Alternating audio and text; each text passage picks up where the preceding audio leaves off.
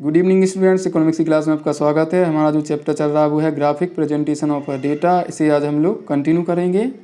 हम लोग समझते हैं कंस्ट्रक्शन ऑफ ग्राफ्स के बारे में कि जो बिंदु रेखा होता है उसकी रचना किस प्रकार से की जाती है। तो ग्राफ को एक विशिष्ट रेखांकित कागज़ पे बनाया जाता है जिसे हम लोग ग्राफ पेपर कहते हैं। सामान्यतः इसी पे बनाया जाता है और इसको क्या कहते हैं? बिल्कुल सही, ग्राफ पेपर कहते हैं। इस ग्राफ पेपर में दो लाइनें होती हैं और एक लाइन होती है वर्टिकल और एक लाइन होती है हॉरिजॉन्टल।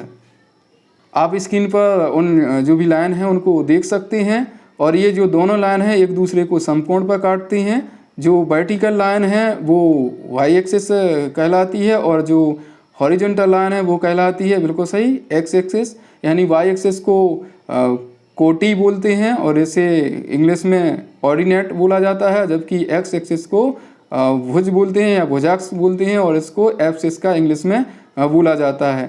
तो जब ये दोनों एक दूसरे को समकोण पे काटती हैं तो ऐसी स्थिति में चार क्वाड्रेंट बनते हैं। क्या बनते हैं? क्वाड्रेंट।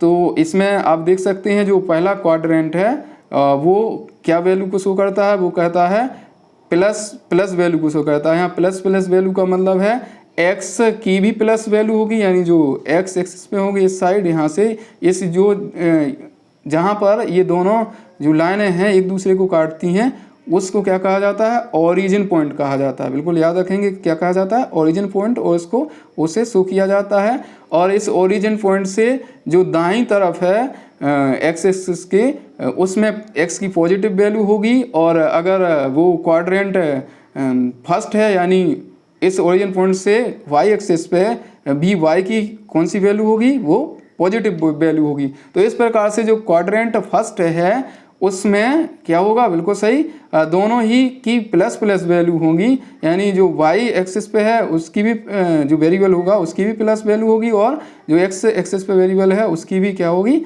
प्लस वैल्यू होगी। अब हम लोग समझते हैं जो सेकंड क्वाड्रेंट है कि इसमें कौन कौन सी वैल्यू होती हैं। तो इसमें जो एक्स एक्सिस है वो क्या है? बिल्कुल ओरिजिन पॉइंट से बाएं वाला हिस्सा है एक्स एक्सिस का। तो ऐसी स्थिति में इसकी माइनस वैल्यू होगी और यहाँ पर अभी भी हम देखते हैं कि जो ओरिजिन पॉइंट है वाई का उसमें ऊपर वाला हिस्सा है, तो ऊपर वाला वाई का हिस्सा कहलाता है ओरिजिन पॉइंट से प्लस वाली वैल्यू और ओरिजिन पॉइंट से बिल्कुल नीचे वाला जो हिस्सा होता है वाई का वो कहलाता है माइनस वाली वैल्यू, यानी उसमें माइनस की वैल्यू रखी जाती हैं। और जो ओरिजिन पॉइंट है उस एक्स एक्सिस का दाएं वाला जो हिस्सा होता है वो पॉजिटिव वैल्यू को शो करता है, जबकि ओरिजिन पॉइंट से बाएं वाला जो एक्स एक्सिस का हिस्सा होता है वो नेगेटिव वैल्यू को शो करता है। तो जो क्वाड्रेंट सेकंड है उसमें एक्स की बाएं वैल्यू है, क्यों? ओरिजिन के बाएं वाला हिस्सा है, इसकी वजह से उसकी माइनस वैल्यू शो की जाएगी जो भी वेरिएबल होगा।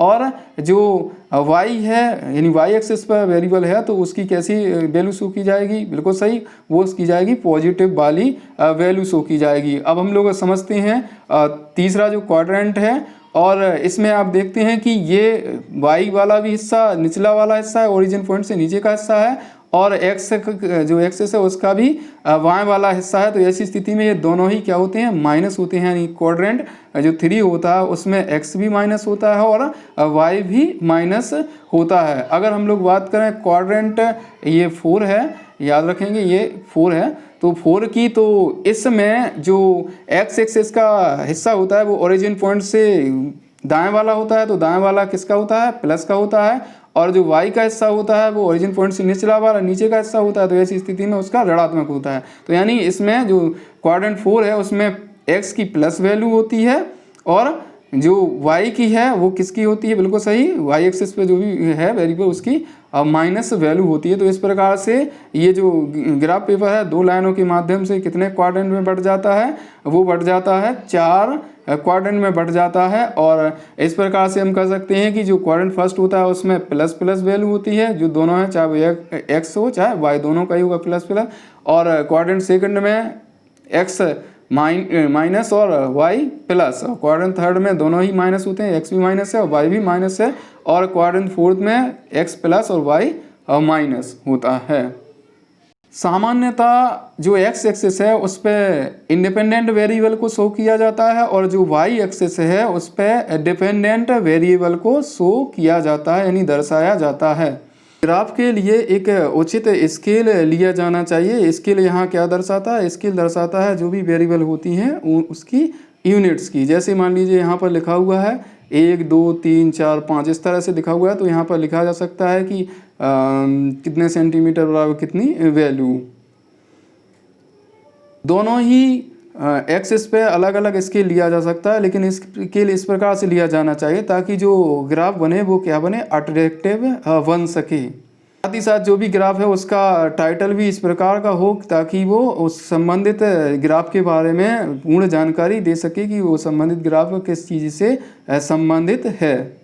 ग्राफ पर एक पॉइंट लेने के लिए दोनों ही जो एक्सिस पे वैल्यू दी होती हैं उनका होना ज़रूरी है। इस प्रकार से एक पॉइंट प्राप्त हो जाएगा दोनों वैल्यू के माध्यम से। ऐसे ही दोनों वैल्यू के माध्यम से क्या होगा, कई पॉइंट प्राप्त हो जाएंगे और इन पॉइंटों को मिला के एक ग्राफ बनाया जा सकता है। यानी वो डिपेंड पर करेगा कि वो किस प्रकार का वैल्यू है, तो उस प्रकार का ही ग्राफ संबंधित वैल्यू के हिसाब से बनाया जाएगा।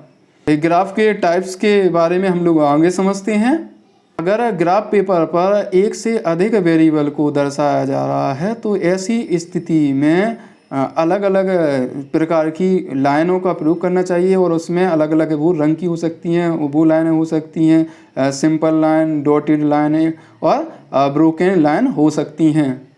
जो भी लाइन ली गई हैं यहाँ अलग अलग वेरिएबल की, तो उनके लिए इंडेक्स भी ग्राफ में दिया जाना चाहिए कि कौन सी लाइन किस संबंधित वेरिएबल को शो कर रही है, ताकि सामने वाला जो भी ग्राफ देख रहा है वो समझ सके कि उस संबंधित लाइन का क्या मतलब है, यानी वो कौन सा वेरिएबल है। साथ ही साथ अगर एक से अधिक ग्राफ बनाए जा रहे हैं तो ऐसी स्थिति में ग्राफ नंबर ज़रूरी है, क्योंकि उसी नंबर से संबंधित ग्राफ की पहचान हो सकेगी और आसानी से समझ में आ जाएगा कि ये इतने नंबर का ग्राफ किस चीज़ से संबंधित है, यानी उसमें किस चीज़ के बारे में बताया गया है। तो इस प्रकार से हम लोग एक ग्राफ को बना सकते हैं। सामान्यतः जो इकोनॉमिक्स है उसमें जो क्वाड्रेंट फर्स्ट है उसी में ग्राफ को बनाया जाता है, क्योंकि जो वैल्यूज होती हैं जनरली इकोनॉमिक्स में वो प्लस में ही होती हैं। इस स्थिति में एक्स वेरिएबल भी प्लस होगा और जो यानी एक्स एक्सिस वाली वैल्यू जो होगी वही प्लस में होगी, वाई वाली वैल्यू भी प्लस में होगी। तो इस प्रकार से जो क्वाड्रेंट फर्स्ट है उसका ही अधिकांशतः उपयोग किया जाता है, लेकिन आवश्यकता पड़ने पर अन्य क्वाड्रेंट का भी उपयोग किया जा सकता है। अब हम लोग समझते हैं टाइप ऑफ ग्राफ्स के बारे में कि ग्राफ्स कितने होते हैं। तो आज हम लोग उनके बारे में नाम जान लेते हैं कि कितने प्रकार के होते हैं। तो आप देख सकते हैं कि जो ग्राफ होते हैं वो 2 टाइप्स के होते हैं। पहला है फ्रीक्वेंसी डिस्ट्रीब्यूशन ग्राफ और दूसरा दिया हुआ है टाइम सीरीज ग्राफ। और फ्रीक्वेंसी डिस्ट्रीब्यूशन ग्राफ के अंतर्गत भी कई ग्राफ बनाए जाते हैं, यानी फ्रीक्वेंसी डिस्ट्रीब्यूशन ग्राफ है जो वो कई प्रकार के होते हैं उसमें ग्राफ। तो सबसे पहला जो फ्रीक्वेंसी डिस्ट्रीब्यूशन ग्राफ के अंतर्गत ग्राफ है वो है लाइन फ्रीक्वेंसी ग्राफ, और दूसरा है इसमें हिस्टोग्राम, और तीसरा है फ्रीक्वेंसी पॉलीग्राम, और चौथा है फ्रीक्वेंसी कर्व, और पाँचवा है कम्युलेटिव फ्रीक्वेंसी कर्व, या इसी को ओजैव बोलते हैं।